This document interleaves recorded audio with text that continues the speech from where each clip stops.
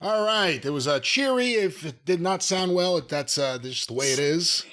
It sounds like a guy carrying an accordion falling down the stairs. Well, this is the big 400th episode of the Drive-Thru. We have cheery music. We have a lot of big things, a lot of your questions we're going to get to. That's what the Drive-Thru was built on. Wanted to ask you something, Jim. Yes. I just got a program recently, and it's something I really wanted because I'm a big collector, as you know, of stuff from anything before the 30s. I'm a big fan of, or in the 30s even. It's fascinating pioneer material, the log cabin era of wrestling. And there's still a lot to discover from this period. So I got this program, and I'll tell you what it is. It's a fascinating program from Braves Field. It is Paul Bowser presenting the main event, 2 out of 3 falls, Ed Don George versus Henry DeGlane. Well, and you've run off and left some people, maybe the international audience, Braves Field being in Boston. Oh, yes. Massachusetts for Paul Bowser. In what year? 1931. This would have been, let me see if I have the exact date here, because they actually don't put the date on the program. July 14th, 1931. And Ed Don George was at that time in the middle of his big push. He'd been an Olympic wrestler, but he was in the middle of his big push. The world champion had issues with the power struggles between the promoters at that period of time, and Henry DeGlane would be the guy who double crossed, or had he double crossed at that point in 1931, Strangler Lewis? No, 31. not yet. I think 31 is that the year that they actually went at it. I'll see what I can find out here in a second, but for this program specifically, I'll get to my question shortly. I see some research here that Steve Yohe, or Yo, depending how you pronounce it, did. July 14th at Boston Braves Field, Henry DeGlane defeated Ed Don George 2 falls to 1 to defend the AWA World Title. Attendance was 25,000 with a reported gate of 70,000. Let me stop there. No. Ooh. 1931. On the program, are there any ticket prices? Is there any advertising? The program itself is 10 cents. Well, no, but I mean, is there any advertising about what the ticket prices were? The only thing is on the very back. Important notice. Watch for announcement. Big athletic tournament to be held at Fenway Park. Biggest athletic night in the history of Boston. Under the auspices of Harold A. Esty Post, veteran of foreign wars. Wednesday evening, August 9th.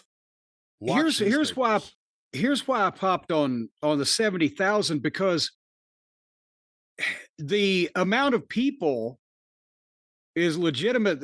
With Londos, Paul Bowser in Boston, Dano Mahoney, Ed Don George, Bowser was drawing ballpark-sized crowds, and they were doing it in other places with Londos also, but the average ticket price at that period of time because remember, 96 grand was the record gate for the business, and that was Gotch and Hackenschmidt, right? Or no, I'm sorry, Londos and Lewis in 34 until Thez and Leone beat it in 52 with $102,000.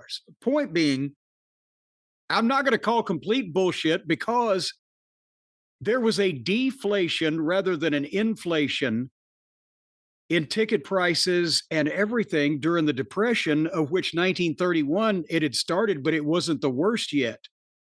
And if you go back and look in the 1920s for major wrestling matches and wrestling cards around the country, the ticket prices sometimes were almost double what they were in the 30s and 40s. And it took until the 50s, and in some places longer than that, for prices to catch back up. If you go for the inflation calculator, something from the 1920s may be equal to 25 times in today's money, but in the 1930s, it would be 30 or more times. So the point being, that would have been a hefty gate for that period of time, but it's possible.